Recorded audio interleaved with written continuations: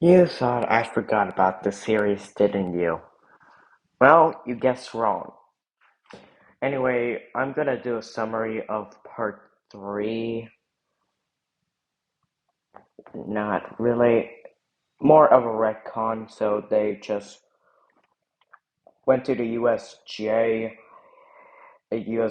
when they found out about villains. Izuku just basically flattened them all into like little discs, and as soon as you throw them into the police car, they return back to normal.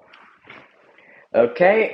If you want a more in-depth one, go to my old video, though I'm very embarrassed about that one since I stutter a lot and that and I over-explain shit. So let's do this. So after Izuku, so after Izuku basically saved the USJ with his wacky escapades, when Izuku went back to the dorms, he just basically took a very long nap. Even though that it didn't really waste all that much energy for him, he just wanted to go to sleep. Aizawa approved. Anyway, they have like a week off since they need to process this trauma, specifically with Hound Dog. And the conversation with Hound Dog and the USJ incident with Izuku, I'm gonna include in this one because why the hell not? Because these kids deserve therapy. So, how was your experience there in the video villains? Oh, it was lots of fun. Uh, I got to see them flatten all into like little 1 inch disc. And it was super fun throwing them into the police cart. Although some get away, but I don't blame them.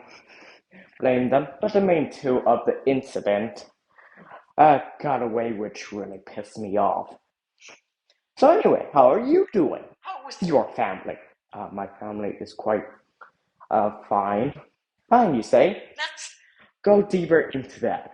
As Izuku would basically therapist the hound dog, and when Aizawa walked in, he saw Izuku in the therapist chair and hound dog laying down on the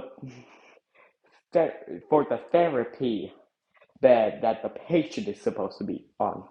So your father would never give you the bone that you wanted. I just wanted that goddamn chicken bone. Hound dog, you're supposed to be the therapist here. Huh? Just because you've been such a good boy, good boy, I'm gonna give you a bone.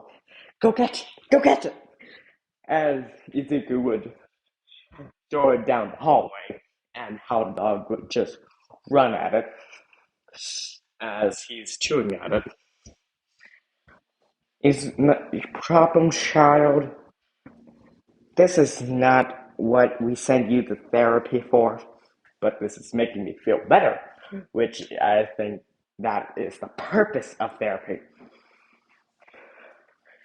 No, the purpose of therapy is to process your trauma. Same thing. Same thing. As Izuku is basically just saying all of this with signs.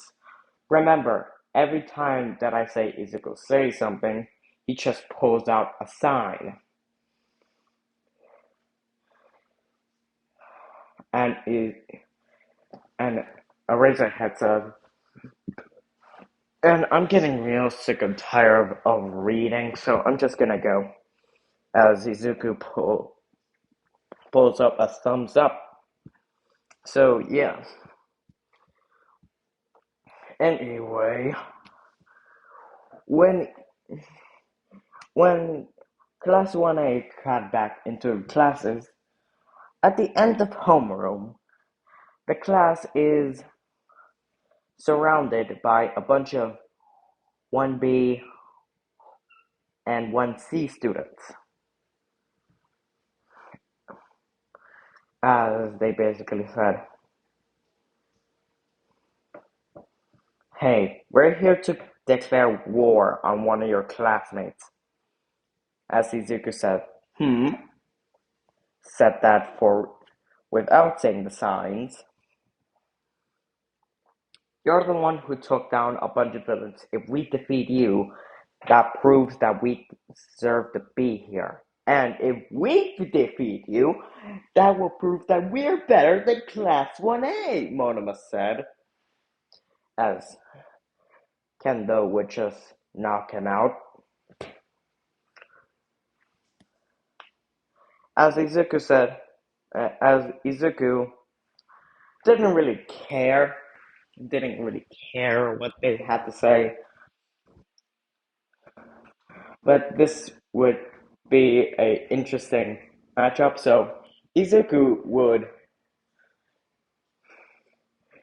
change into like a football uniform and brings no a karate uniform and just basically put his hand out and make his hand come towards them like, come on.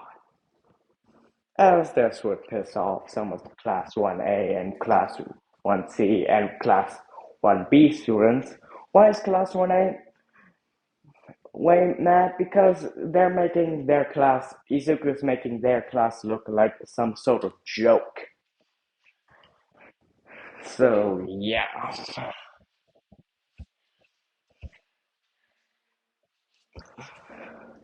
So, the sports festival. So, let's time skip to the sports festival.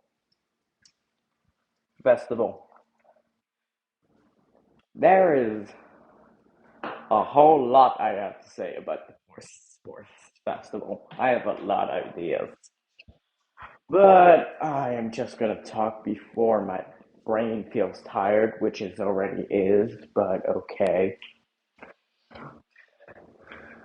So, Midnight announces that the Class 1A rep is gonna give a speech to the sports festival, which is Izuku. Since Izuku is mute, he cannot fucking say anything. So what Izuku does is basically rips his sports uniform, and just puts on, and what comes out is a Izuku with a bunch of, basically in a cheerleader uniform with UA flags surrounded at him, and he basically jumps, backflips on stage, and proudly promotes UA by doing a dance.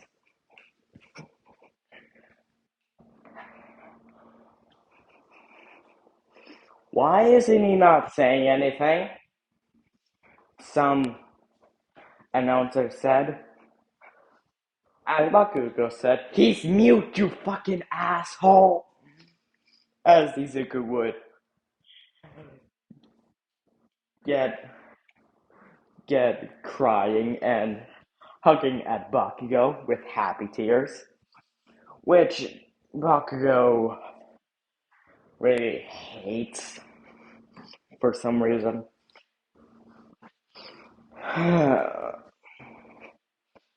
As Shinzo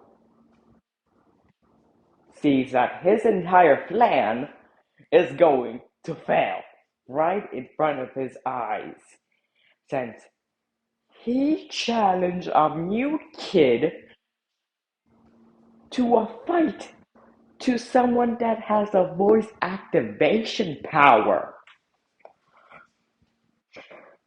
So yeah, he's fucked. Anyway, this is the end of part 4. I'm gonna probably do part 5 in like a week or a month. Goodbye.